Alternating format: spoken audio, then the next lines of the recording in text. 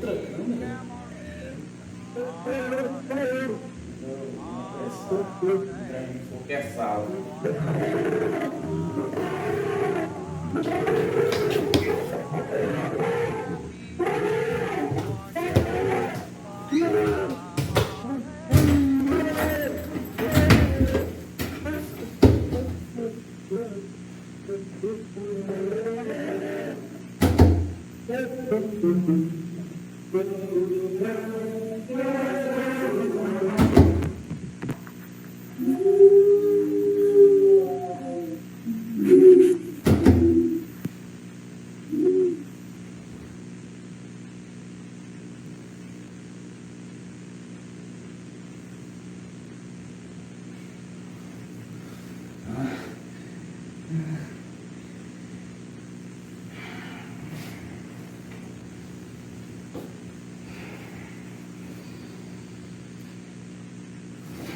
Peraí, a sala de novo?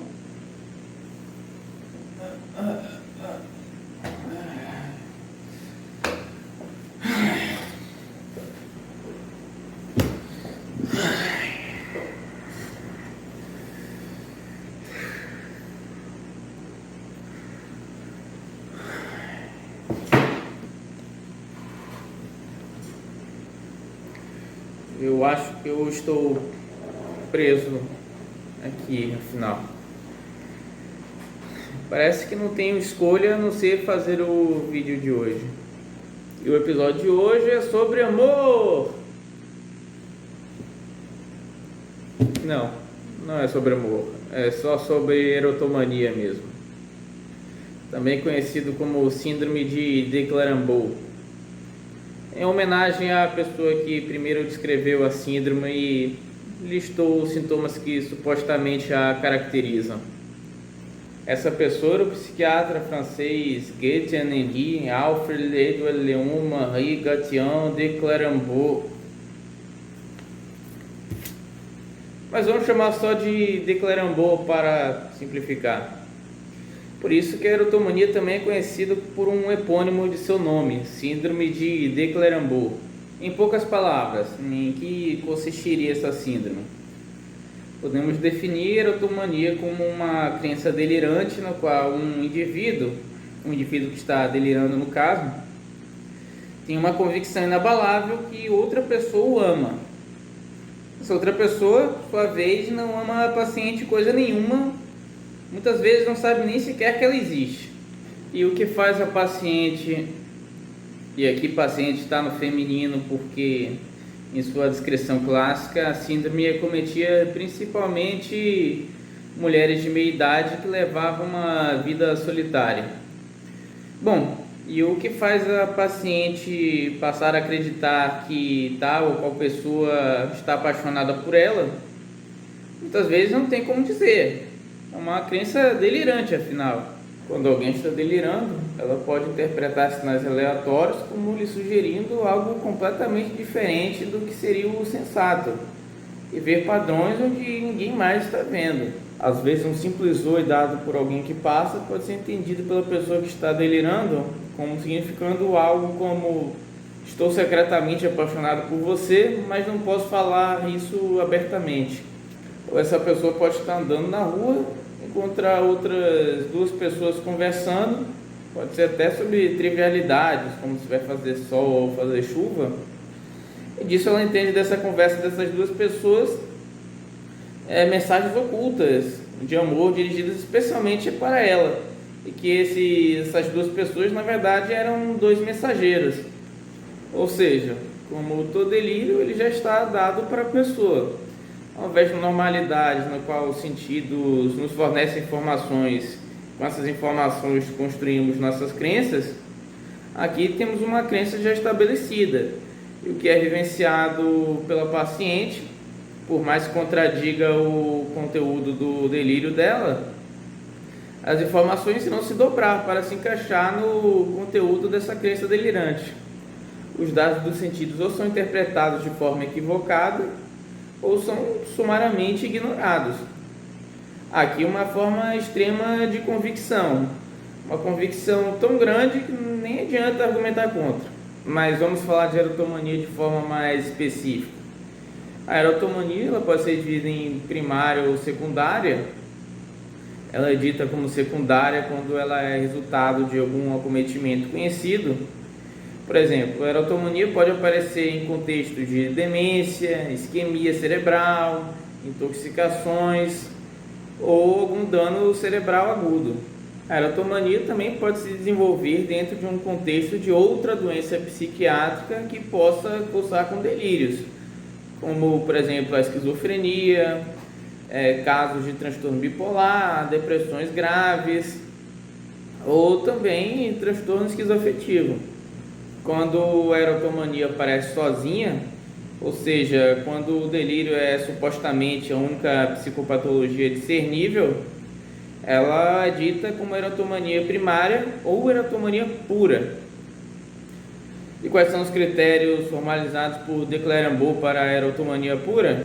Temos os 9 critérios mostrados na tela. Critério A: uma convicção delirante de estar em uma comunicação amorosa com outra pessoa. Critério B: tal pessoa, aqui referindo-se ao objeto do amor no caso, não ao paciente, tal pessoa está em uma posição social maior. Critério C: essa pessoa foi a primeira a se apaixonar, aqui referindo-se ao objeto do amor de novo. Critério D: essa pessoa foi a primeira a tentar se aproximar, referindo-se ao objeto do amor mais uma vez. E: o início é abrupto. F: o objeto dos delírios mantém-se o mesmo. G: o paciente provém explicação para o comportamento paradoxal do objeto do amor. H: o curso é crônico. J: alucinações estão ausentes. Esses critérios foram formulados por Ellis e Melsop, tomando como base os escritos de Cleyrambault. É difícil encontrar na literatura um caso que se enquadre em todos eles, se é que existe. Nenhum dos casos analisados por esses dois autores se enquadram nesses critérios que eles extraíram a partir dos escritos de Cleyrambault. Mas é um ponto de partida para começarmos a entender. Vamos agora ilustrar com um relato de caso. O caso que se segue é do próprio de Cleyrambault de 1920. Eu não sei ler francês, então o que vocês irão escutar agora é uma tradução de uma tradução. Eu tirei esse caso do artigo de Stephen Sagner, que foi ele que traduziu os casos de Cleyrambault para o inglês. Eu, por minha vez, verti para o português. Segue então o caso. Leanne B., uma modista de 53 anos, era premorbidamente autoritária e suspicaz. Da idade dos 22 aos 40, ela era amparada por um amante bem posicionado, e imediatamente após sua morte ela recomeçou com um homem mais jovem. Durante esse tempo, enquanto vivia no campo, Leanne reclamava de estar isolada e aos 43 anos passou a reclamar de perseguição organizada perpetrada pelos camponeses, os quais ela acreditava que a acusavam de corromper sexualmente um jovem moço. 5 anos depois, nos primeiros anos da Primeira Guerra Mundial, acreditando que ela havia sido denunciada como uma espiã, declarava que havia destruído documentos de governos estrangeiros em um ataque de raiva que durou 6 semanas. Em 1917, ela acreditava que um general americano estaria a amando. Em cada uma de suas extravagantes viagens, ela acreditava que era objeto de investidas silenciosas, por oficiais de diversas patentes, e se arrependia de não tirar vantagem da situação. Ela alegava que o rei da Bélgica escrevia cartas a ela, e pensava que entre os amantes antigos dela haviam membros da nobreza inglesa ou russa. Ela passou a acreditar que o rei George V estaria a amando, que ele a observava através de emissários secretos que se escondiam sob diversos disfarces, e que toda Londres sabia que os dois estavam envolvidos e que desejavam que fossem bem-sucedidos. Ela frequentemente expressava planos grandiosos acerca dele. Gastava altas somas em dinheiro para viajar para a Inglaterra, espreitando ao redor de residências reais, com frequência em um estado de expectativa ardente. Leanne ocasionalmente duvidava dessas ideias e pensava que o rei lhe impusera obstáculos ou lhe causava dificuldades. Vários meses de preocupações crescentes, comportamento chamativo, agitação e abordagem de estranhos trouxeram a ela a atenção das autoridades e seu encarceramento.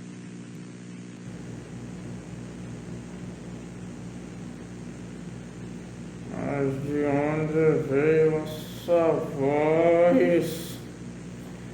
Enfim, esse caso foi considerado como um caso de erotomania pura por de Clérambault, mas se essa paciente fosse vista hoje por um psiquiatra, ela muito provavelmente receberia um diagnóstico de transtorno bipolar ou transtorno esquizoafetivo, e dificilmente lhe seria dado o rótulo de erotomania primária. Percebe-se claras ideias de grandeza nesta paciente, além de que ela já tinha tendências à paranoia antes da erotomania aparecer. Vamos agora para o próximo caso de de Clérambault.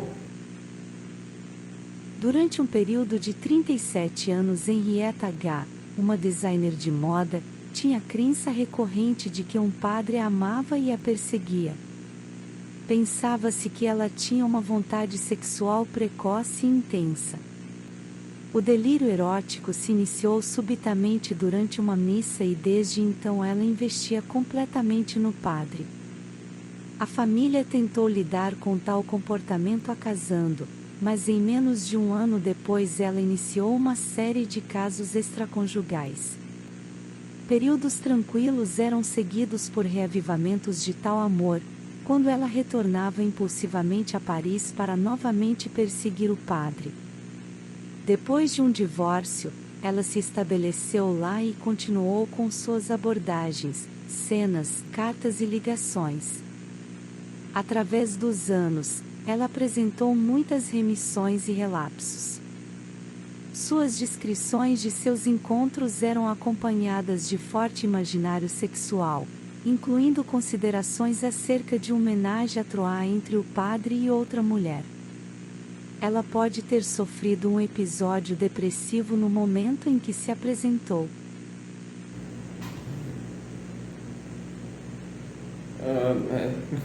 Essa voz apareceu de novo. Sou a Elsa. Olá, Elsa. Eu acho. Bom, enfim, esse último caso muito provavelmente seria considerado um transtorno bipolar, se fosse diagnosticado hoje também. Temos aqui vários elementos: padrão cíclico, hipersexualidade, impulsividade, presença de episódios depressivos. Os outros casos de Clérambault seguem um padrão parecido. Em muitos desses casos ditos de erotomania pura ou primária, seriam muito provavelmente enquadrados como erotomania secundária hoje em dia. Claro que na época dele os psiquiatras tinham tendências a diagnosticar de forma diferente os problemas.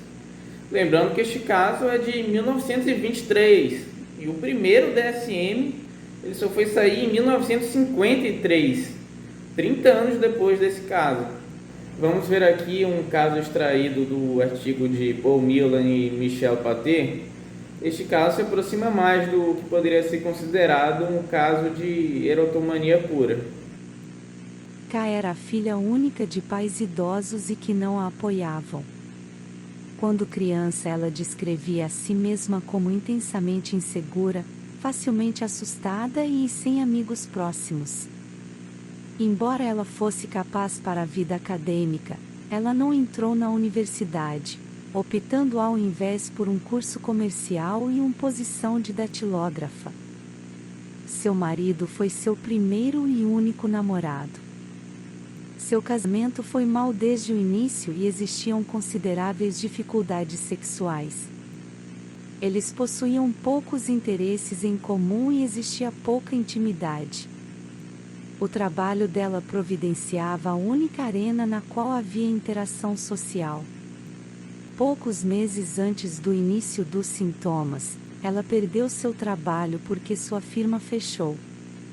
Ela possuía pouca autoestima e reconhecia que havia sempre sido algo suspicaz com os outros e tendia, quando em espaços públicos, a sentir que pessoas olhavam para ela, riam por detrás de suas costas e faziam comentários derrogatórios. Ela era muito perturbada com ordem e limpeza e possuía diversos rituais de limpeza e checagem. Ela foi levada aos tribunais após uma quebra de uma ordem de restrição e processos advindos de ligações por telefone a um clérigo local. Kay explicou que ela havia sido objeto de intenções românticas deste particular clérigo por vários anos. Em seguida, a primeira vez que o viu, ela percebeu que ele regularmente passava por sua casa e acenava a ela. Ela suspeitava que à noite ele escalava as árvores atrás da casa para ver se despindo. Ela nunca realmente o viu, mas diz saber que ele estava lá. Ela também mencionou que ele começou a se comunicar com ela através de bips sonoros muito pouco audíveis que poderiam ser escutados do telefone, tanto quando o receptor estava no gancho como quando ela o retirava dele. Inicialmente, ela se sentiu desconfortável com a atenção dele, mas gradualmente começou a perceber que eram as manifestações de um homem tímido que estaria a amando. Ela começou a retornar suas ligações telefônicas. Ela disse que ele sempre negou ter feito alguma ligação e ela percebeu que isso seria um jogo amigável, cujo objetivo era seduzi-la em um relacionamento cada vez mais profundo. Ela passou a telefonar mais frequentemente, e finalmente declarou seu amor. Sua aparente surpresa e rejeição seria porque ele ainda estava casado e deveria se desembaraçar de seu relacionamento presente antes que pudessem se unir. O clérigo se tornou cada vez mais perturbado, e depois que mediadores falharam em dissuadi-la de mais contato, ele obteve uma ordem de restrição. Ela contudo notou que ao mesmo tempo ele ampliou suas comunicações secretas pelos bips e rangidos que emanavam do telefone. Ela manteve um registro meticuloso das supostas comunicações, que poderia ir de qualquer coisa até 150 vezes por dia. Ele obteve um número fora da lista telefônica, mas ela logo o descobriu. O clérigo alega que sua vida está agora totalmente interrompida devido às suas ligações e às outras tentativas dela de se comunicar. Essa senhorita estava absolutamente convencida que o clérigo amava e pretendia com ela se casar. Ela disse que ele que iniciou o contato e que ele é aquele que está mais intensamente apaixonado. Ela não teve qualquer dificuldade em explicar as palavras e ações dele, inclusive aquela de a levar ao tribunal, como expressões encobertas de devoção imortal. Não havia fenômeno alucinatório, sendo os ruídos do telefone provavelmente ilusões. Não havia nenhuma outra anormalidade em seu estado mental. A senhorita respondeu marcantemente bem a 4 miligramas por dia de pimosida. A absorção no suposto amor rapidamente diminuiu, indo de virtualmente total dominação de seus pensamentos despertos para considerações ocasionais no assunto. Ela continuou a proclamar que foi esse homem que se aproximou dela, mas ela de forma crescente passou tanto a rejeitar qualquer interesse nele, quanto a aceitar que ele não possuía qualquer interesse nela. A relação com seu marido melhorou pela primeira vez e eles passaram a se comunicar e aproveitar algo próximo a uma relação conjugal.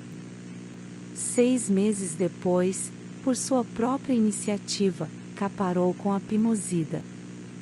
Houve um rápido retorno de seus sintomas e em questão de semanas ela estava novamente perturbando o clérigo com cartas e ligações de telefone. A reintrodução da pimosida produziu outra gratificante resolução. Ela continua com suas medicações regulares. Obrigado, Elza. De nada. Aqui temos um caso mais característico de erotomania primária, dito quando somente o delírio amoroso existe. Percebe-se que não é bem assim. A paciente de fato possuía outras psicopatologias, como a interpretação delirante de dados sensórios. Os próprios bips que ela ouvia eram descritos no relato como ilusões.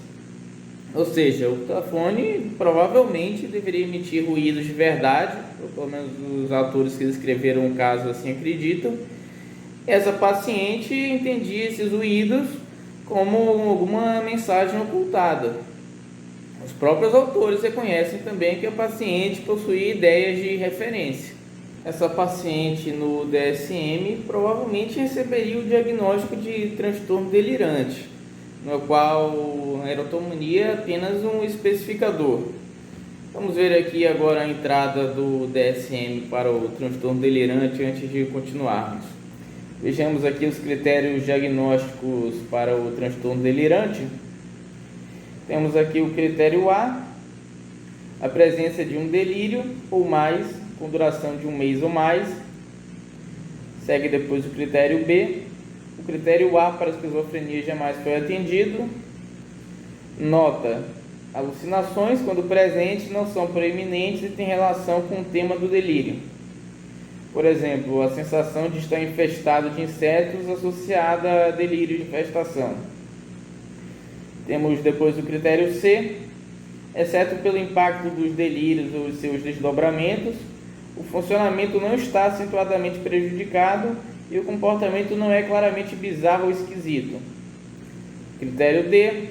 Se episódios maníacos ou depressivos ocorreram, eles foram breves em comparação com a duração dos períodos delirantes. Critério A, critério E.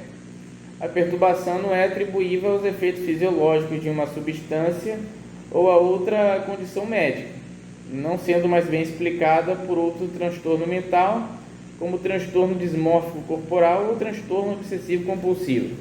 Este trecho nos força a mostrar qual seria o critério A da esquizofrenia, e aqui está o critério A.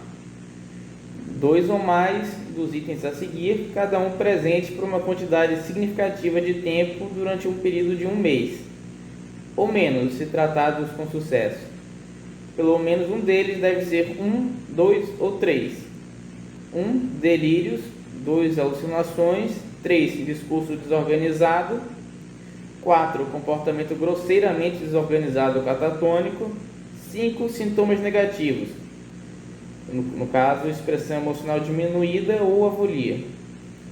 Bom, vamos voltar aqui ao transtorno delirante. Aqui um comentário sobre esse critério D.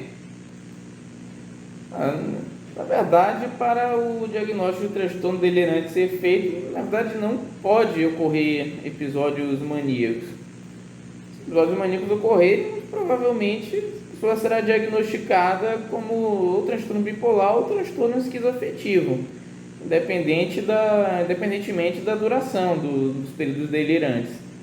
Vamos seguir aqui, determinar o subtipo. Tipo erotomaníaco.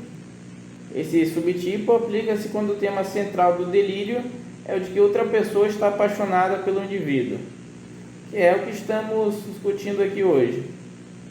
Temos também outros subtipos, tipo grandioso.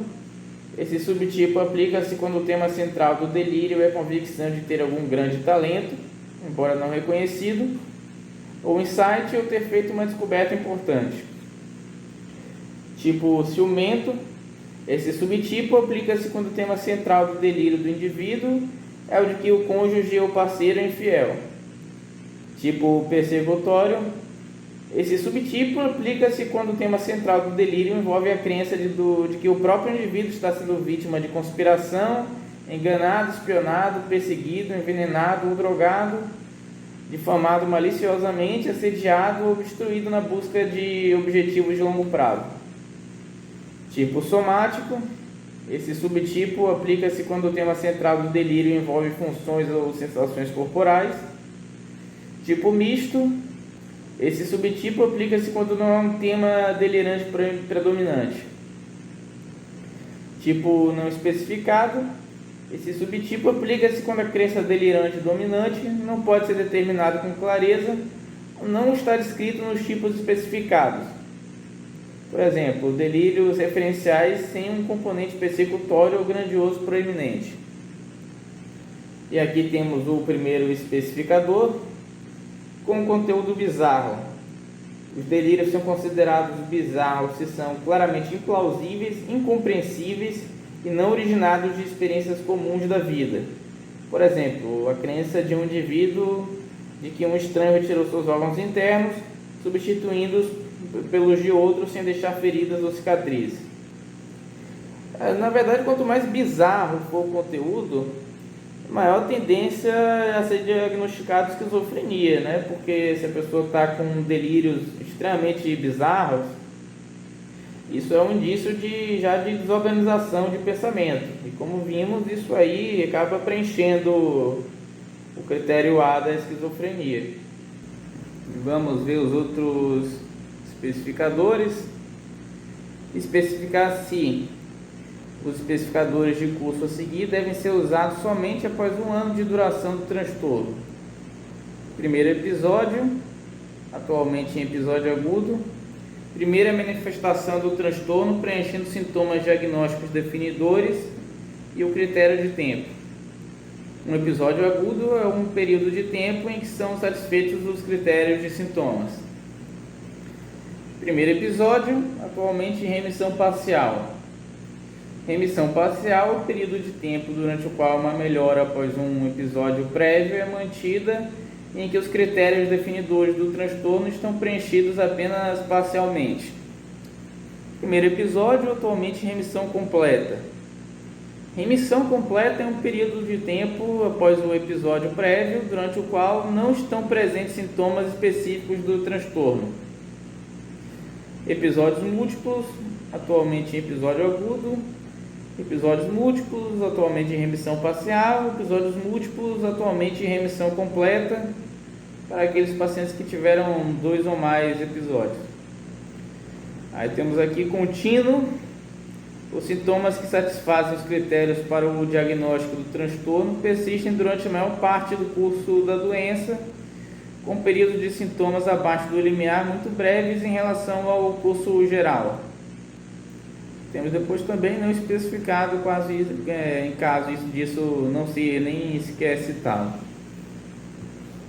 Sobre esse especificador de contínuo, será ocorrer naqueles pacientes que não tratam ou que têm um tratamento irregular. Aquele paciente que trata e deixa de tratar, trata e deixa de tratar, trata e deixa de tratar. Vai chegar um tempo que mesmo quando o tratamento for efetuado corretamente, ainda assim o paciente não irá voltar a ficar completamente bem. Isso na verdade não é nenhuma exclusividade do transtorno delirante, mas ocorrerá na maior parte dos transtornos da psiquiatria. Transtornos ansiosos, depressão recorrente, transtorno bipolar, esquizofrenia. Mesmo tratando, o paciente não irá melhorar de todo, no máximo irá ficar menos pior, por assim dizer, e terá momentos de maior e menor sintomatologia, mas não livre da sintomatologia. Então, caso você seja um paciente psiquiátrico, não negligencie seu tratamento, isso irá te custar muito no longo prazo. Tem aqueles casos que são contínuos desde o início? Sim, terão casos nos quais, mesmo o tratamento sendo efetuado desde o início, o paciente continuará a apresentar sintomatologia entre as crises. Isso, infelizmente, é bem comum na prática psiquiátrica. Na esquizofrenia, por exemplo, é bem comum essa situação. Finalizando aqui, especificar a gravidade atual. A gravidade é classificada por uma avaliação quantitativa dos sintomas primários de psicose, que inclui delírios, alucinações, discurso desorganizado, comportamento psicomotor anormal e sintomas negativos. Cada um desses sintomas pode ser classificado quanto à gravidade atual, mais grave nos últimos 7 dias. Em uma escala com 5 pontos, variando de 0, não presente, a 4, presente grave. vê a gravidade das dimensões de sintomas de psicose avaliada pelo clínico no capítulo Instrumentos de Avaliação. Nota: o diagnóstico de transtorno delirante pode ser feito sem utilização desse especificador de gravidade. Eu não planejo ficar mostrando escalas aqui, as escalas do DSM aqui nesse lugar, né? Vamos agora voltar para o tema do nosso vídeo. No artigo de Ellis e Melsop, eles revisaram um grande número de casos da literatura e verificaram que dificilmente se encontra um caso que acomode todos os critérios descritos por de Clérambault. Eles argumentaram que não havia necessidade de se considerar a erotomania uma entidade nosológica distinta e que os casos de erotomania podem ser acomodados em outros transtornos psiquiátricos, como, por exemplo, esquizofrenia ou outros transtornos que cursem com delírios. Vimos aqui que alguns casos podem ser enquadrados como transtorno delirante e outros casos podem ser também vistos dentro de um contexto de um transtorno de humor. Sobre transtornos de humor, eu já tive uma paciente que apresentou erotomania e era bipolar. No caso, ela viu uma foto de uma drag queen famosa, vamos chamar essa drag queen de XYZ, não são as iniciais do nome dela, até que eu pretendo aqui manter um certo sigilo sobre esse caso. Mas essa paciente viu essa foto dessa drag queen e subitamente se tornou apaixonada e obcecada por ela. Essa paciente passou a ir atrás de toda e qualquer informação a respeito do artista, entrou em fã-clubes e com o tempo passou a frequentar com certa regularidade o centro de convenções onde XYZ se apresentava. Até este ponto, isto não caracteriza um caso de erotomania propriamente dito, mas sim um caso de paixão mórbida, porque a paciente ainda não acreditava que XYZ amava, até porque ela estava bem ciente que a drag queen nem a conhecia ainda. Essa paciente estava determinada a conhecer XYZ e acreditava que iria se casar com ela. Então, ela também acreditava que se XYZ, por sua vez, a conhecesse, que ela também iria desenvolver uma paixão pela paciente. Depois de tanto tentar, a paciente por fim acabou conhecendo o XYZ. Parece que ela recebia ou recebe ainda os fãs antes ou depois dos shows dela. E a partir desse ponto, a minha paciente começou a acreditar que XYZ também havia se apaixonado por ela, constituindo aí, portanto, já um caso de erotomania secundária. A drag queen, obviamente, nunca se dirigia diretamente à minha paciente, nunca realizou qualquer investida nela. Minha paciente, percebendo isso, começou a racionalizar essa ausência de comportamento, essa ausência de interesse por parte de XYZ. Ela acreditava que a drag queen estava de fato apaixonada por ela, mas ainda não havia percebido isso. Minha paciente também passou a apresentar ideias de referência. Quando a drag queen apontava para a plateia, que muitos artistas fazem durante seus shows, a minha paciente acreditava que a XYZ estava se dirigindo a ela. Outros gestos dirigidos ao público em geral também eram interpretados como querendo passar uma mensagem diretamente para a paciente. A paciente também tinha sentimentos de ciúme quando as músicas de XYZ eram tocadas em locais públicos. E quando a paixão dela esmorecia, afinal de contas a investida da drag queen nunca ocorria, esse sentimento de paixão da paciente eram renovados quando ela escutava as músicas de XYZ em locais completamente aleatórios. Aqui a paciente não via nenhuma intenção de ser o objeto de amor de pôr aquelas músicas nos locais e horas na qual ela porventura se encontrava. Ela vê isso como uma forma do universo se comunicando com ela e querendo incentivar a persistir, quase como se fosse algo místico. A paciente então continuava se utilizando de diversos subterfúgios para chamar a atenção de XYZ, inclusive realizando mudanças radicais no próprio visual, contudo sem nenhuma eficácia. Com o tempo, provavelmente devido a paciente ter saído do episódio maníaco, a paixão da paciente foi esmorecendo até desaparecer por completo. ela durante esse período já estava utilizando lamotrigina e quetiapina em doses terapêuticas, mas mesmo assim o episódio ocorreu.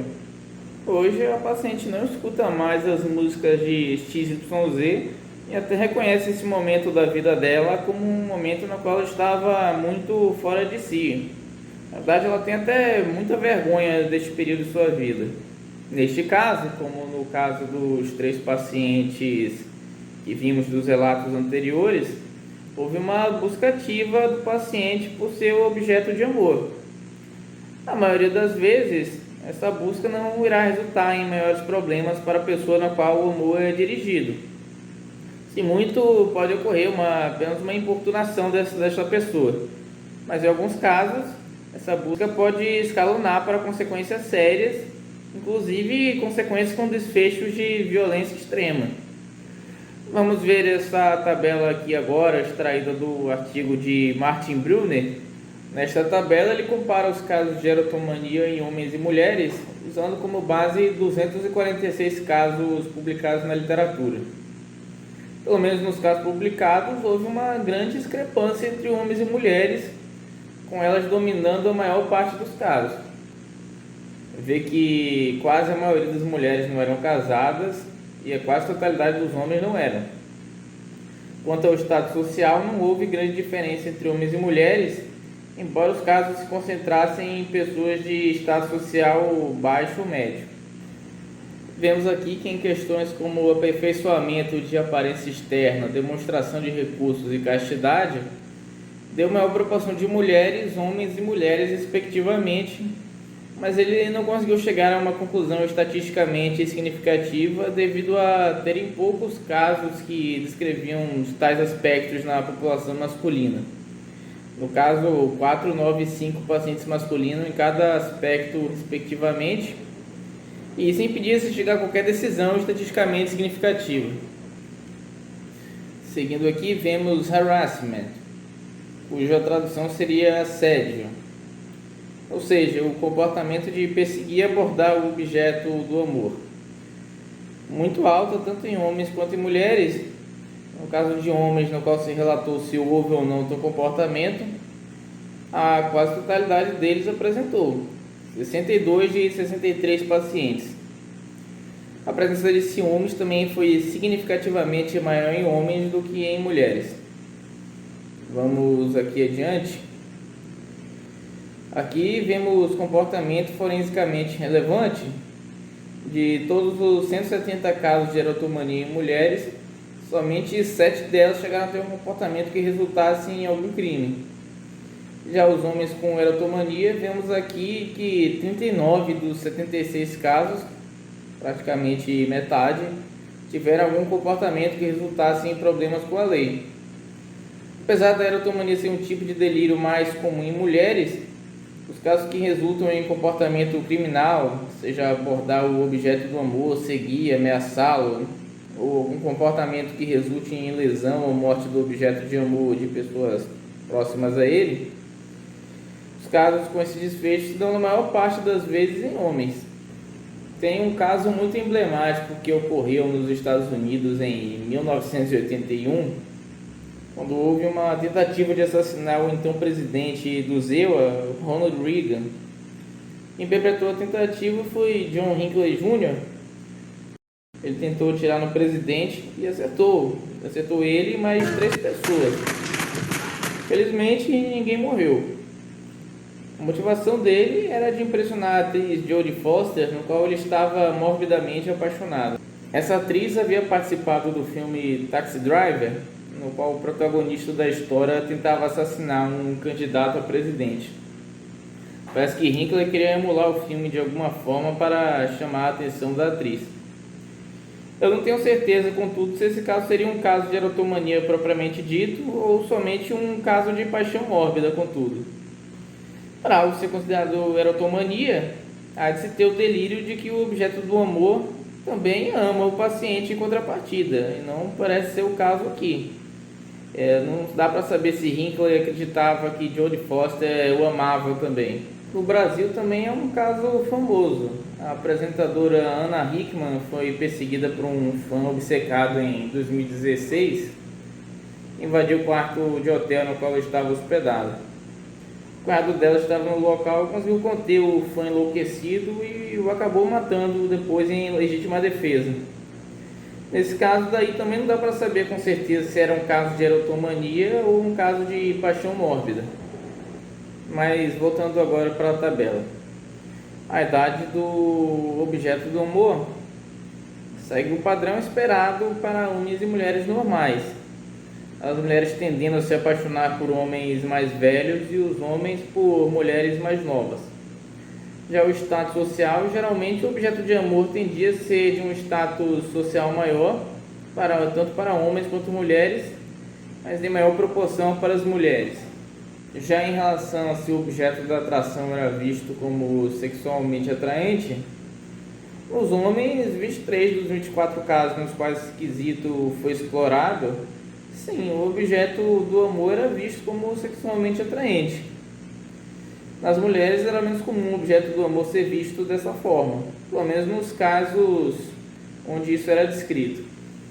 E por último, vemos aqui que alguns pacientes mudavam o objeto de amor. Em uma minoria dos casos, o objeto de amor foi uma pessoa e após um tempo passou a ser outra. Em uma minoria ainda menor, houve mais de um objeto de amor ao mesmo tempo. Nesse quesito não parece haver diferença entre homens e mulheres.